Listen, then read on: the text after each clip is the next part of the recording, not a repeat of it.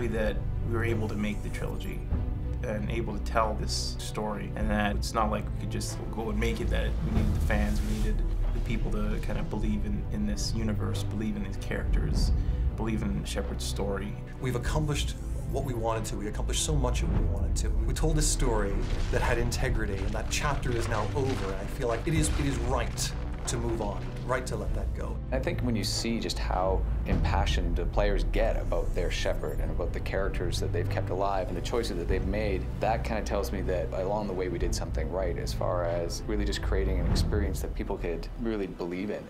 Prepare yourselves for the arrival.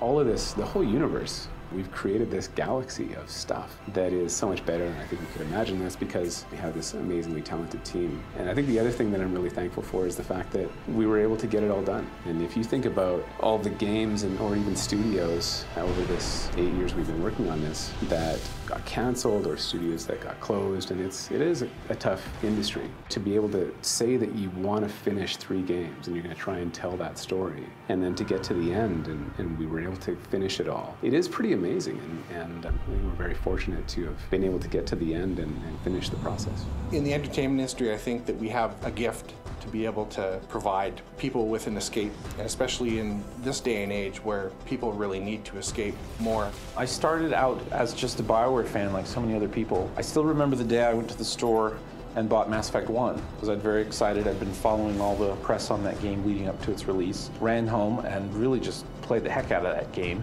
and was blown away by the universe they'd created and the characters and the story. I've been with these characters for a really long time, and it does feel like seeing friends that you're probably never going to see again, and a lot of bittersweetness to it. I go home and I talk to my wife, and she looks at me and she goes, "What's wrong?" Like, you know, you know you're getting ready to say goodbye to a very close friend. It's something that's been with me for 6+ years now, so very aware right now. What's going on? Couldn't say. Just told me they needed you.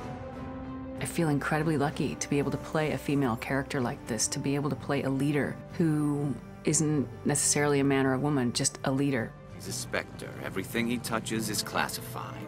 That's Garrus. I love Garrus. I remember playing Mass Effect 1 and not being able to romance Garrus and being pretty upset about that. And then in Mass Effect 2, I remember the head touch. And I was like, ah, this is all I needed. For me, it was Legion, and I think it's because I had his missions in ME2. I finished his missions in ME3, so I had this weird bond with his character, and I enjoyed his character a lot. Like, he was written well, and I'm going to miss that character quite a bit.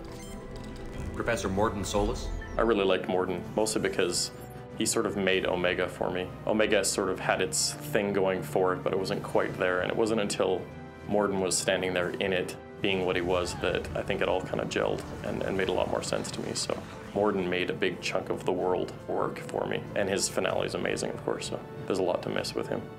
I really love how much I was able to contribute to Morton's philosophy.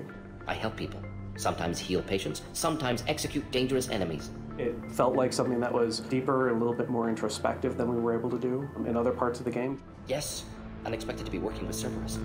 The Mass Effect fans are like on any other. At the cons, on Twitter, on Facebook, the passion and the expression of deep feeling about these characters and the connectedness to them is incredible, absolutely incredible. I'll forever be thinking about that.